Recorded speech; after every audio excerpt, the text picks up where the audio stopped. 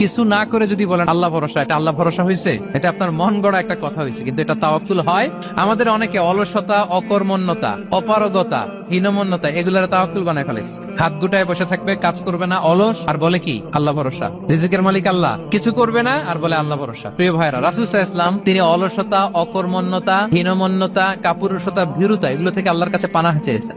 নিজের সাধ্যের সবটুকুন তিনি করেছেন, তারপরে আল্লাহ ভরসা করেছেন। এবং পাখিকে ইসলামে তাওয়াক্কুলের মডেল বানানো হয়েছে। রাসূল সাল্লাল্লাহু আলাইহি ওয়াসাল্লাম বলেন, লাউ আন্নাকুম তাতাওয়াক্কালুনা আলাল্লাহি হাক্কা তাওয়াক্কুলি লারাযাকাকুম কামা ইয়ারযুকুত তুয়ুর তাগদু খিমাসান ওয়া তারুহু বিতানা। মানে তোমরা যদি পাখির মতো তাওয়াক্কুল করো, তাহলে পাখিকে আল্লাহ যেমন রিজিক দেয় তোমাদেরকেও রিজিক দিবে। পাখি কি করে বলেন তো? সকাল সকাল কিচির মিচির রবে দিক দিগন্ত মাতিয়ে সে বের হয়ে যায়, সারাদিন ঘুরতে থাকে। তাহলে খালি পেটে সকাল বেলায় পাখিগুলো বের হয়ে যায়, আকাশে বাতাসে ছুটে বেড়ায়, আর বিকেল বেলায় ওদর ফুর্তি করে প্রতিটা পাখিকে তার নিড়ে ফিরিয়ে দেয় কে?